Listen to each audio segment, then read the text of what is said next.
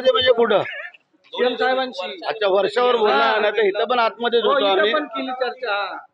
वर्षावरती बाकी काही चर्चा नव्हती.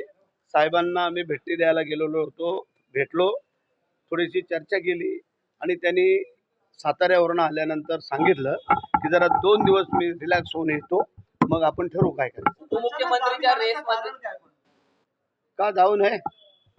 आता एवढे प्रचंड मेहनत घेतलेली आहे, जरा 2 दिवस ते पण माणसंच आहेत ना, त्यांचा पण जीव आहे, त्यामुळे त्यांनी 2 दिवस रिलॅक्स व्हावं हे आम्हालाही वाटत होतं आणि ते गेलेले. उपमुख्यमंत्री पदाची ऑफर स्वीकारतील का? अशा ऑफर सगळ्या सुरू आहेत काय?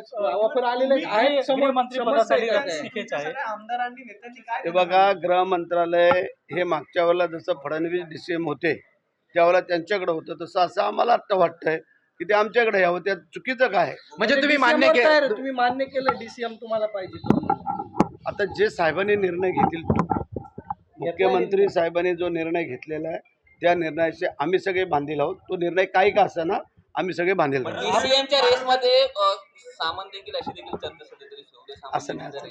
हे बघा, ज्या वेळेला काय निर्णय करायचा असेल तेव्हा ते मुख्यमंत्री आणि आम्ही काही मंडळी बसून तो ठरवू आणि तो निर्णय घेऊ. अचानक बैठक रद्द सर्व करून गावाला जाणार रायगडचे पालकमंत्री हा इच्छा आहे आमची तसं होण्याची आणि आता तसे संकेत पण आहेत, कारण यावेळेला 4थ्या वेळेला आम्ही निवडून आलेलो आहोत आणि मागची जी काय हे आहे उणीव ती यावेळेला भरून निघल अशी सगळ्या जनतेला वाटते. मंत्री आहेत त्यांचा पत्ता काट होणार आहे आणि जे नवीन चेहरे आहेत त्यांना संधी दिली जाणार आहे. बघूया, आता ते शेवटी साहेबांवरती काही गोष्टी अवलंबून आहेत. ज्यांनी चांगलं काम केलं असेल त्यांना संधी मिळेल, ज्यांनी चांगलं काम नसेल केलं त्याला संधी नाही मिळणार, नव्याला दिली जाईल, त्यात काय चुकीचं आहे? भरमसेठ गोगावलेंना माध्यमांचे सूत्र अडचणीचे ठरतात काय? असं काय नाही आहे. सूत्र ही तुम्ही चालवता तुमच्या मनाप्रमाणे आणि आम्ही ते बघत असतो, परंतु जी सूत्र आहेत ती सगळी खरी ठरत नाही आहेत, हे पण लक्षात ठेवा. काही त्यातले ठराविक खरी ठरतात आणि काही ठराविक चुकीचे ठरतात. पण मग ते आता तुम्ही शिवलेले कोट उपयोग येतील असं तुम्हाला वाटतं? ते बघूया ना, 1-5 दिवस थांबणार. आता कोटावरती येऊ नको, आता आपल्या मुद्द्यावरती आहे. सुषमा धारेवाडा पद मिळावं यासाठी गेल्या वेळी आपला खूप प्रयत्न होता, यावेळी कसा प्रयत्न असेल? पालकमंत्रीपद प्लस कॅबिनेट मंत्रीपद देखील आपल्याला हवं होतं. खूप तो कोर्ट जो तयार केला होता, आता काय वाटतं? परत तुला सांगतोय, कोटावरती येऊ नको. काय आलंय, जे मुद्दा आहे त्या मुद्द्याशी कोणाला असं वाटत नाही की आपल्याला मंत्री होऊ नये म्हणून, त्याप्रमाणे आमची इच्छा आहे. परंतु आम्ही जे काय आमच्या मुख्यमंत्र्यांवरती सोपवलेलं आहे, मुख्यमंत्री जो काय योग्य निर्णय घेतील त्याची आमची बांधिलकी आहे. शिवसेनेची तयारी काय आहे? भाजपने 120 जागांची महानगरपालिकेची तयारी दर्शवली आहे, काय तयारी सगळी असणार आहे शिवसेनेची? आम्ही महायुतीमध्ये आहोत. जर महायुतीमध्ये व्यवस्थित हे आम्ही लढणार, जर त्यातून जर काय अडचण असली तर प्रत्येकाने आपापली तयारीमध्ये राहणं गरजेचं आहे. ज्यावेळेला महायुतीमध्ये ज्या सीटच्या वाटप व्यवस्थित झालं तर कोणाला असं नको आहे की वेगळं लढणं, परंतु प्रत्येकाने आपापल्या तयारीत का राहू नये हा मुद्दा आहे. म्हणजे तुम्ही विश्वास धारेला सांगितलं की 5 तारखेला लढणार नाही, चुकीचं काय टाकू नको तोंडात.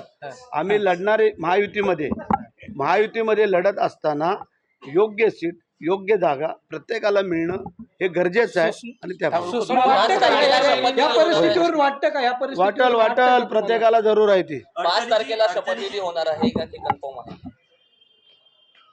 बहुतेक तसं आहे. लाडक्या बहिणींना मंत्रिमंडळात स्थान मिळणार का? काही ना मिळेल, सगळ्यांना नाही मिळू शकत, पण काही ना ते मिळेल अशी शाश्वत. तुम्ही एसटी महामंडळाचे अध्यक्ष आहेत, अपघात झालाय, काय मदत केली आहे? हा, ते आता जो अपघात झाला दुर्दैवी अपघात आहे आणि मोठा अपघात आहे.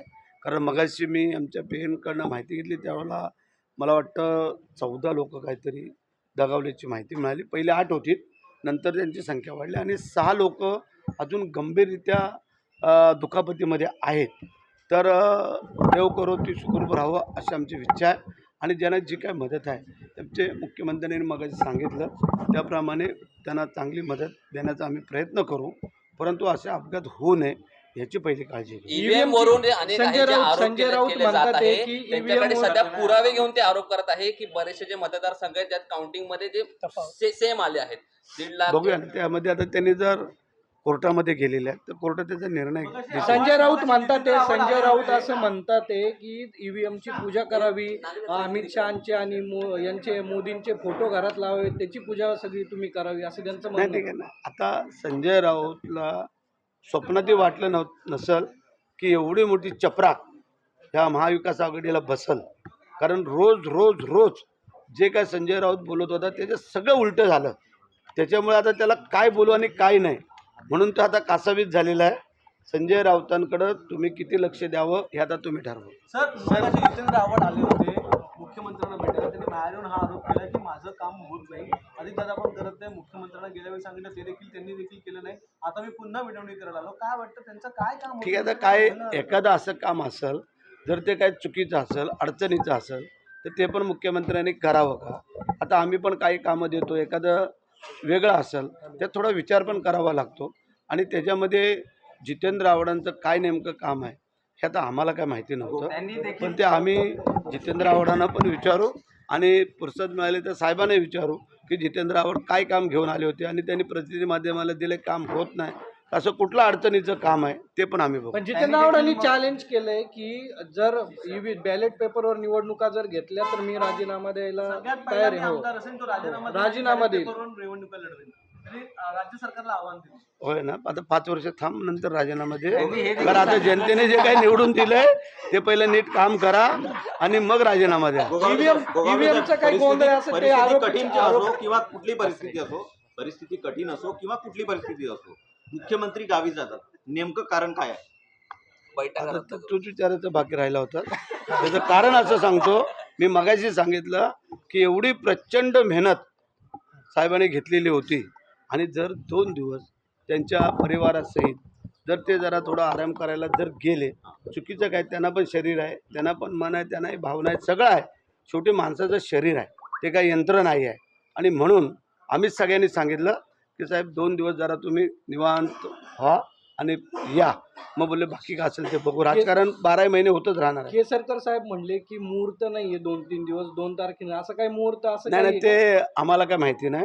ते केसरकर त्या मुहूर्तामध्ये जास्त बघत असतात, आम्ही काय त्या मुहूर्त काय बघत नाही. तर आम्ही सरळ मार्गे चालणारी मंडळी आहोत. काही तांत्रिक आहेत त्यांच्याकडे. नाही, त्यांच्याकडे तांत्रिक मंत्रक असेल तर त्यांना नंतर विचारा. काय लोकांकडे असू शकतात, पण ती तुम्ही त्यांना विचारा, म्हणजे ते सांगतील. आम्हाला काही कल्पना नाही. आम्हाला एवढंच कळतं की येणारा दिवस हा चांगला असतो आणि लोकांनी जर तुम्ही चांगलं वागलात तर तुम्हाला कधीच अडचण येणार नाही. विजयानंतर स्नेहल जगताप यांनी तुम्हाला शुभेच्छा दिल्यात का? हो, दिल्या. त्यांनी शुभेच्छा दिल्यात की मंत्री होऊन तुम्ही या, अशा त्यांनी शुभेच्छा दिल्या. ती माझ्या मुलीप्रमाणे. मी तिला सांगितलं, बोललो तिला की बोललो तू काय ह्याच्यामध्ये उतरलीस, तर बोलली मला जरा शिकायला मिळालं. तर बोलले ठीक आहे, बरं तुलाही काय कुठं कधी अडचण भासली तर बोलो आम्ही आहोत, काळजी करायचं. कारण आता निवडून आल्यानंतर आमचं कर्तव्य आहे सगळ्यांना बरोबर घेऊन माझ्या मतदारसंघाचा विकास करणं, हे एकच उद्दिष्ट आमच्या समोर असतं आणि ते आम्ही सुरू करणं. जितेंद्र आव्हाड यांनी देखील मत व्यक्त केलेलं आहे की निवडणुका जेव्हा लागल्या तेव्हा महाविकास आघाडीचा मुख्यमंत्री पदाचा चेहरा जाहीर व्हावा, तो म्हणजे उद्धव ठाकरे, असं त्यांनी मत व्यक्त केलं. काय वाटतं तुम्हाला? नाही, चांगले त्यांनी त्यांच्या महाविकास आघाडीचा केला असता तर आम्हाला काय अडचण नव्हती, परंतु ते 10 लोक इच्छुक झाले आणि त्याच्यामुळे संभ्रम निर्माण झाला आणि त्याचा फटका त्यांना बसला.